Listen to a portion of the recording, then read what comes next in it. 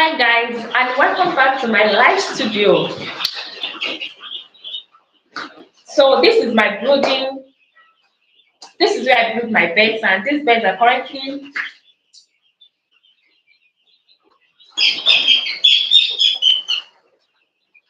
Can you see that? They are 3 days old, and right here, what I want to do right now is that I want to like change their papers. So I want to change their papers. I beautiful. I beauty. Don't fall down, no.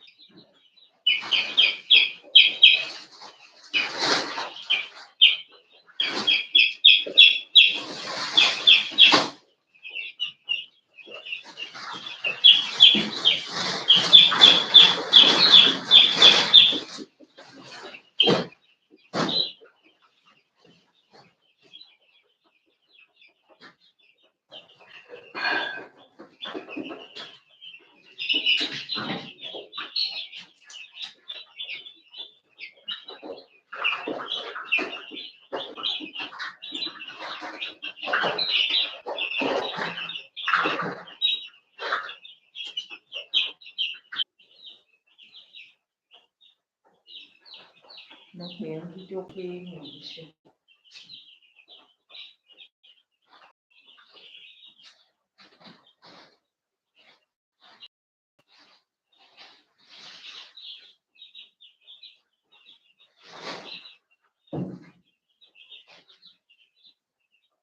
Okay, so welcome back. The network wasn't good before.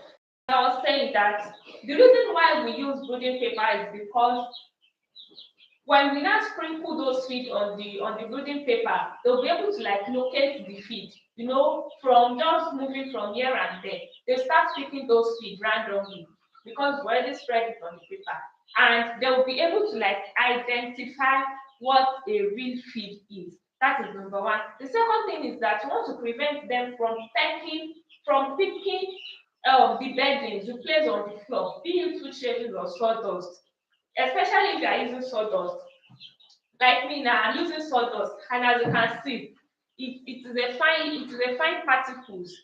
So this is one thing about sawdust. It is a fine particles. And then these birds, like I said initially, that they do not have mother hen that will actually guide them on what feed to pick. So if you just place them directly on sawdust, two shavings, or anything like that, they might start picking on those sawdust and the likes. And you know that they are just coming from the hatchery. They are not familiar with feed. They are not familiar with anything. So if you let them start picking sawdust, these birds will actually think that that sawdust they are picking is the actual feed. And on the long run, it can cause crop infection, which you do not want to happen to you.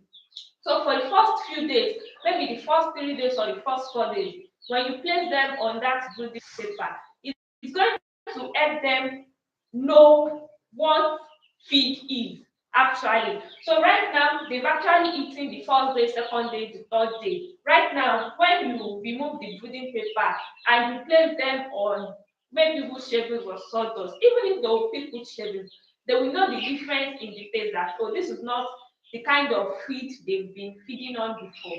So they know the difference between sawdust, wood shavings, and the actual feed. So that anytime you feed them, they will always rush to take their feed. So that is why we use brooding paper. And it is advisable for you to as well use brooding paper when starting your own brooding. Do you get that?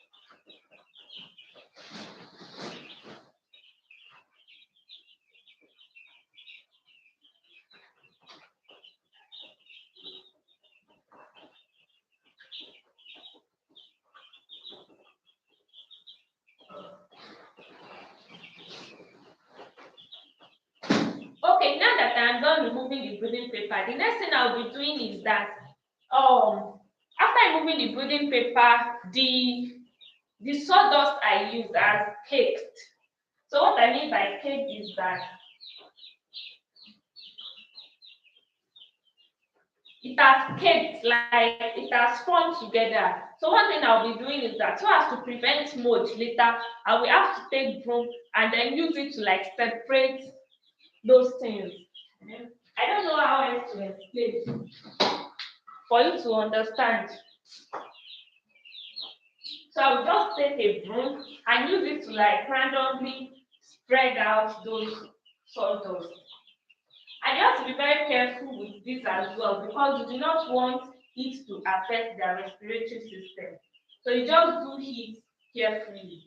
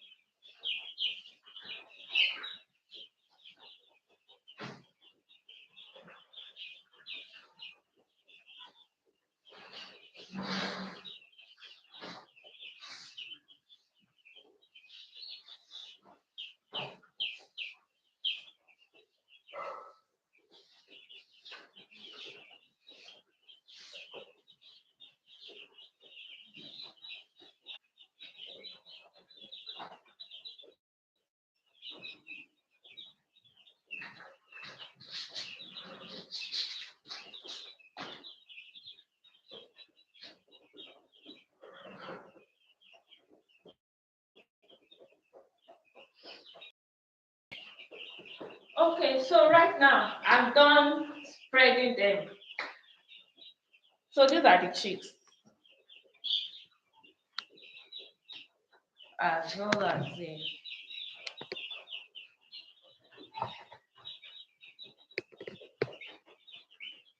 okay. So I'll just be placing the feed trays as well as their drinkers side by side. So feed trays here.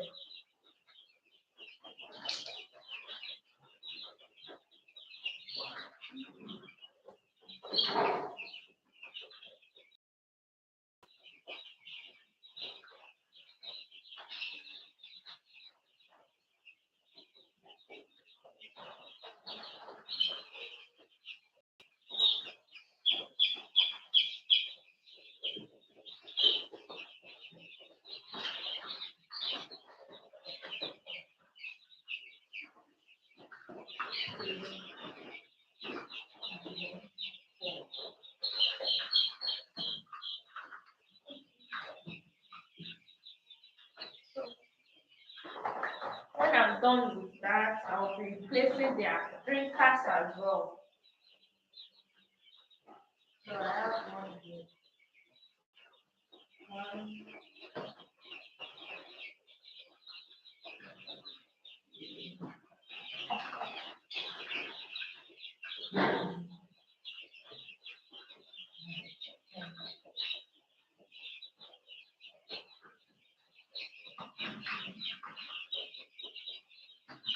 So they still have some feed in their feed trays. You notice that there is no heat source here, and that is because there is no heat source here. As you can see, we don't have any heat source. There is no heat source, and that is because we are currently in the hot season. So the first 3 days, I actually gave them heat.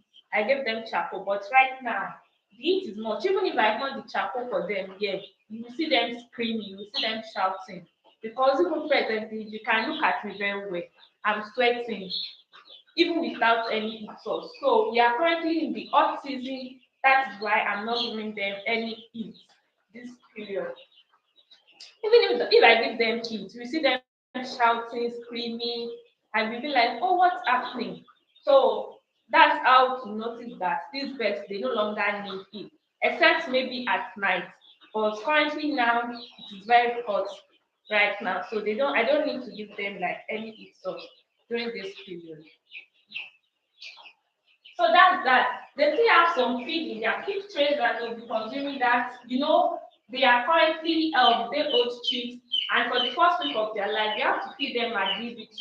So 247, there must be feed in their trays. You must not run out of feed. And that's exactly what is happening right now. That's why they're still feeding their feed trays. The next thing I'll be doing right now is that I'll be giving them water, and as such, I'm not going to be giving them plain water. I'll be giving them medicated water. So right now, because this is day 3, I will still be placing them on. I'll be placing them on antibiotics. I'll be placing them on multivitamin, and they'll still be consuming glucose as well as anti-stress. So the first 3 days, I used to give them glucose, anti-stress, and first 5 days they take multivitamin and antibiotics. So today is the last day they will be consuming. I'll be giving them glucose and stress pack. So for your medications, I beg you in the name of God, always follow direction, always follow the dosage and administration. So right now, I just have to like withdraw this. This is antibiotics. I just have to withdraw this using my needle and syringe.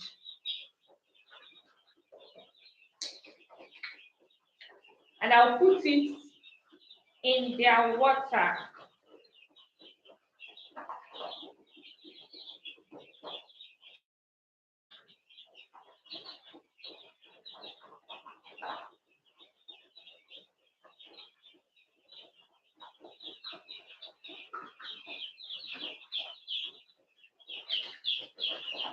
So this is what 150 broilers will be taking for today. Actually, it is this dosage is actually equivalent to the quantity of water you'll be using. So, but this is the quantity I'll be giving them in the water that I will be using. I have my water down here.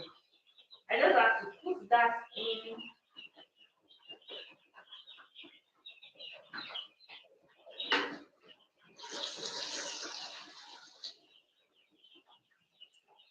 So that's that for the liquid administration.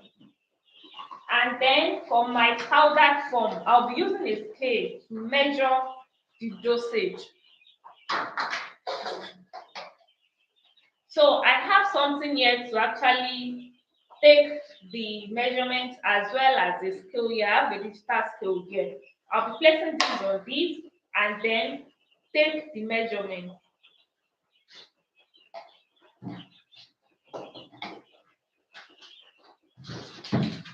So like I said earlier, I have my glucose right here. This is my glucose. I have my stress pack. I have my stress pack as well as my multivitamin. Okay. Like I said initially, always follow dosage and administration. Make sure you are giving them the right dosage. Overdosing and you are not underdosing. Because it's not advisable for you to overdose and even underdose so that it will be very, very effective and it won't affect their organs when you overdose. Do you get that? You know that even human beings, if you take overdose of drugs, sometimes you hear that people are suffering from kidney, this, liver, this and that. So you don't overdose your bed.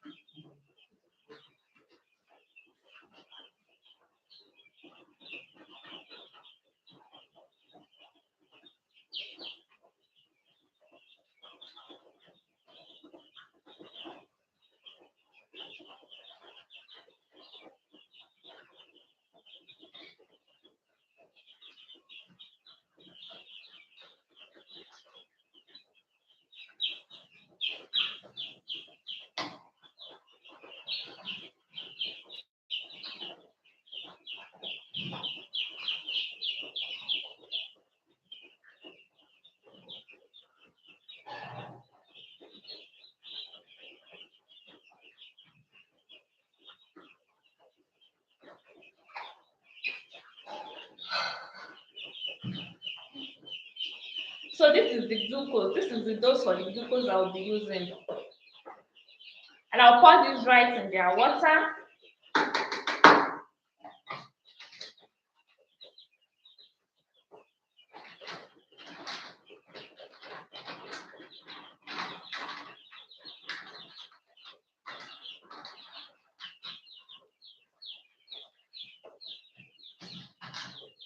And for the stress pack, this is the dose. Can you see? This is the dose I'll be using. And this stress pack too is very, very important, especially during this weather condition because we are currently in the hot season. And you do not want to miss this stress pack for your pet. Always give them stress pack.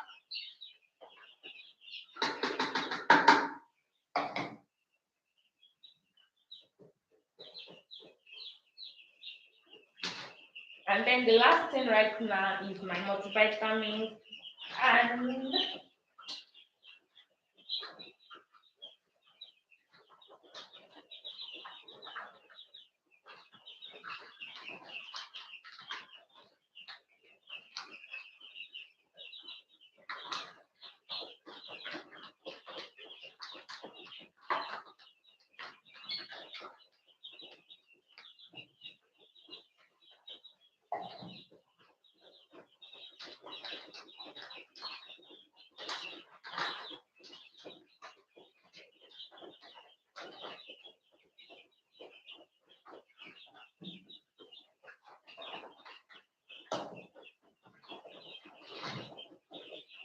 for the multivitamin, this is what I'll be using. This little quantity right here.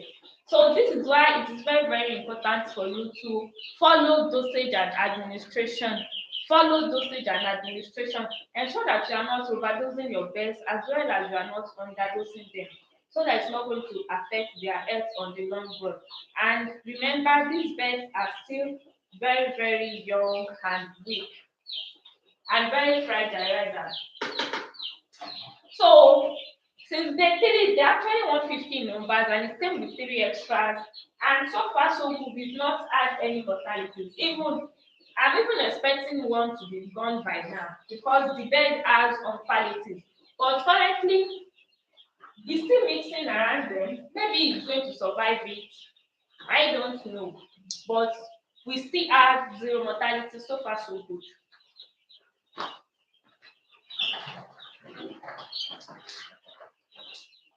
And here are their drinkers. Their drinkers, I'll be putting the water inside there right now. But before I do this, it is very, very important for you to like close all your medications back with a rubber band so that air does not trap into it. If air traps into it, it will start taking. And then when your medication starts taking, you should understand that it will be less effective when using it.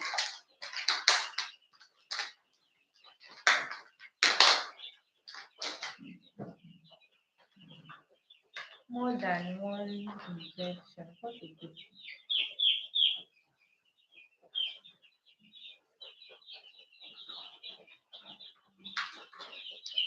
More than one. I don't understand this.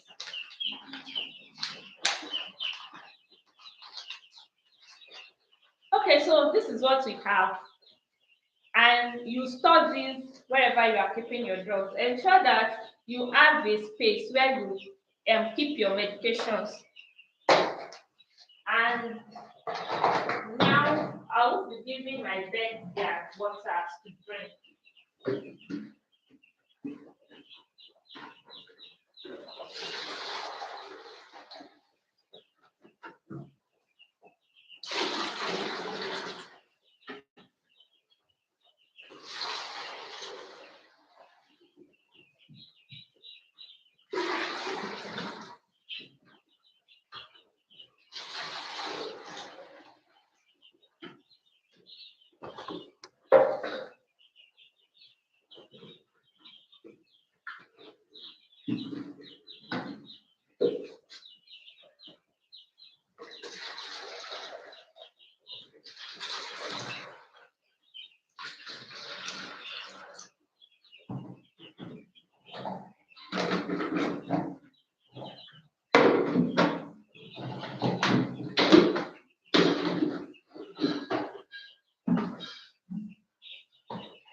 So this is what the medicated water looks like. Can you see the color?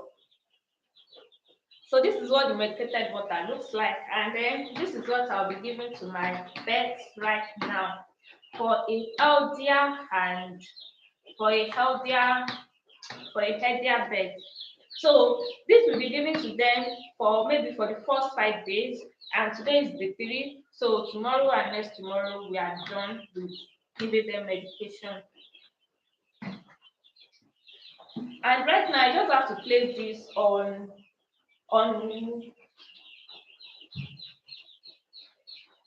if you watch this video earlier, you see that I actually placed this on the floor. So I'll be placing this on it. And the reason why I'm placing it on here is because we currently remove their papers. So this is the sawdust. You have to place this water directly on the floor on the sawdust.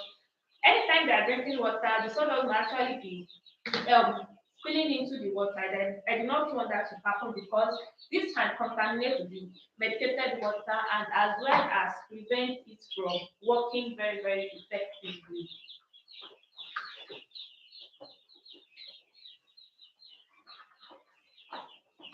And then you flip.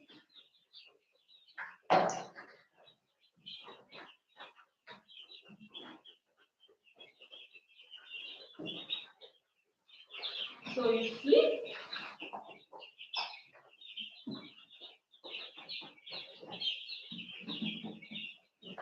the third one.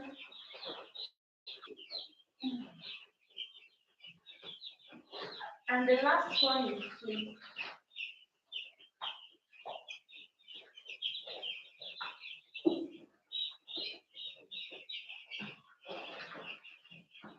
This is not all the water I medicated. I still have some water left there. This is the bowl I use in medicating. So I still have some water left. Can you see that? I still have some medicated water left. The reason why I'm not giving them so much water is because I prefer